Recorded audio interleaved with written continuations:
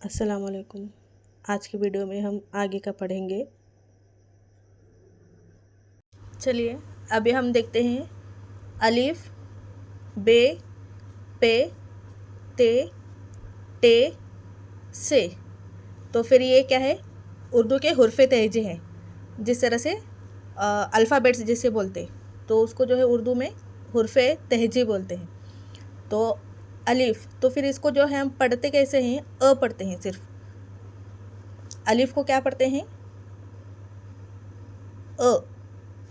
और ये बे जो है सिर्फ आवाज़ें। बे की आवाज़ क्या है यहाँ पे? ब। पे की आवाज़ क्या है यहाँ पे? प। त, ट, स। तो इस तरह से जो है हम पढ़ते हैं ब, प, त, ट, स। तो उर्दू में इस तरह से पढ़ा जाता है। तो फिर इस तरह से जब पढ़ेंगे तो फिर हम क्या है जल्दी से सीख पाएंगे। अब आगे का देखेंगे हम। यहाँ पे ज, च, ह, ख। ज, च, ह, ख। अ, ब, प, त, ट, स। ज, च, ह, ख।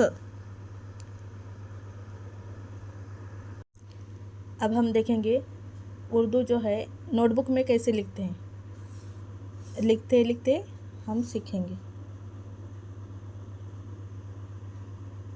अ,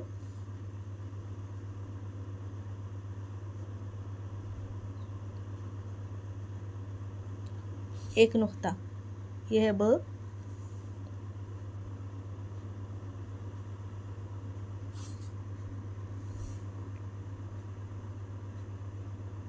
नीचे 3 नुक्ते, प। ऊपर 2 नुक्ते, त। ये देखिए अभी यह है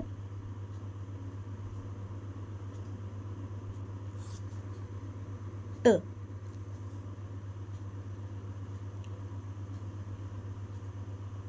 ऊपर 3 नुक्ते, स। ये रहा अ, ब, प,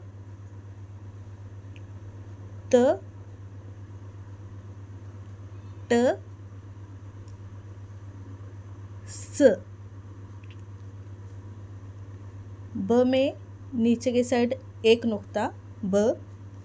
नीचे की साइड 3 नुक्ते, प। ऊपर 2 नुक्ते, त। और ये रहा ट।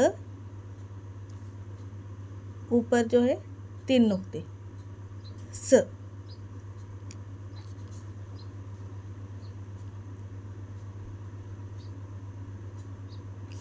प और ये स। दो में फ़र्क क्या है? प में जो है 3 नुक्ते नीचे हैं और स में 3 नुक्ते ऊपर। तो इस तरह से नोटबुक में लिखते हैं। और आगे ज,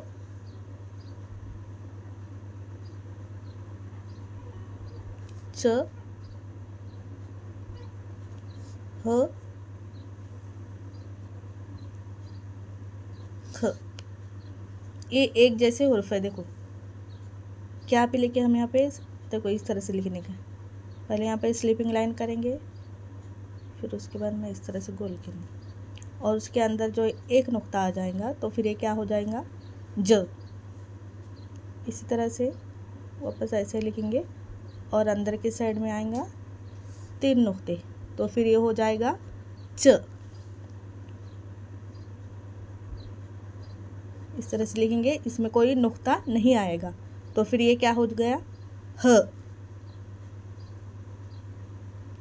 इसी तरह से इस तरह से लिखेंगे, एक नुक्ता ऊपर, ये क्या हो गया, ख। अब यहाँ पे फ़र्क क्या करेंगे,